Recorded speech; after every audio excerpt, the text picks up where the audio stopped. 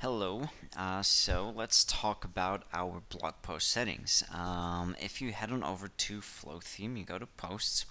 Here we have just the following video tutorial, and then we have three tabs at the top. We have global layout or the generic layout, and then we have available templates, and then we have miscellaneous where we can adjust certain options. So let's talk about these settings real quick and explain the features within. So first of all, within the global layout area, in this section specifically, we build out the overall structure for our default blog post look. If we head on over to miscellaneous, or actually to templates, we can choose one of the predefined or pre-designed templates that you want to work with. Right now we have selected post type A.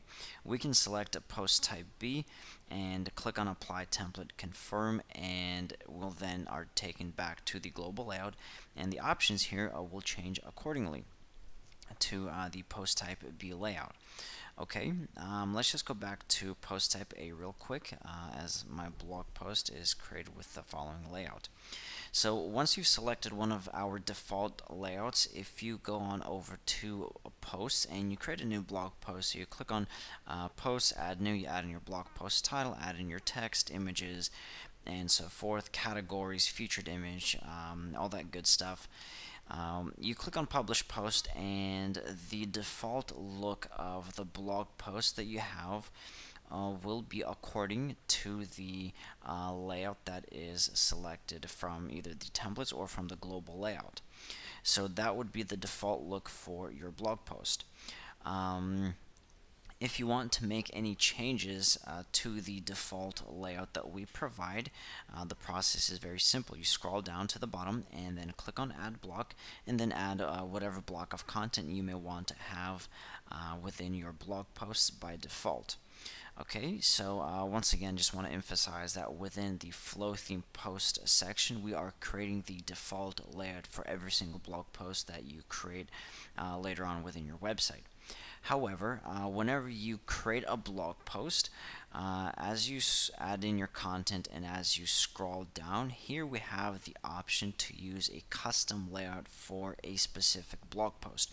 So if for any reason you're creating a certain blog post and you require an additional block of content or some additional pieces of information, whether it would be, I don't know, let's say workshops, or you want to add a testimonial, whatever it is, you select the following option, and you have the exact version of this over here. So everything from here will be duplicated to your blog post settings, but then you have the option to add an additional block to this specific blog post. It will not affect your Flotheme settings. It will not affect every other blog post. It will only affect the specific blog post that you're working with.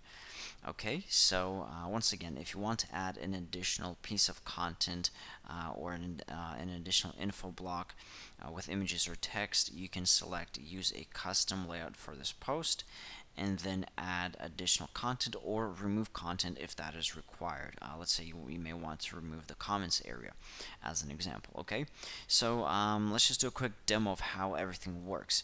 So this is, let's see here, this is the blog post that we have within the backend. So mystery of portraits, we have our featured image or the cover image, then we have all of our blog post content. As we scroll down, we have our divider, then we have social media, comments area, and so forth. So let's say we do not want to have comments area for this specific blog post. What we can do is, once again, use a custom layout for this post. We scroll down and remove the comments area for this blog post.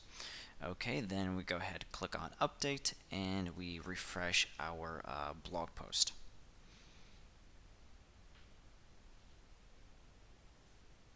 Okay, and as you can see, our comments area has been removed from the bottom of our blog post. So the process is very simple. It's just a matter of understanding how things work within the backend, what the global layout does, and what this little magic option over here does as well for your blog post. If for any reason you guys do not have this option available underneath this text area, scroll up to the top of your page, unfold the screen options, and here we have option number 5, post. Make sure this is enabled, because if this is disabled, as you can see, no option for custom blog post is available. Okay, so just a short reference on that. Okay, so yeah, I hope everything makes sense in this video, and I'll see you guys around later.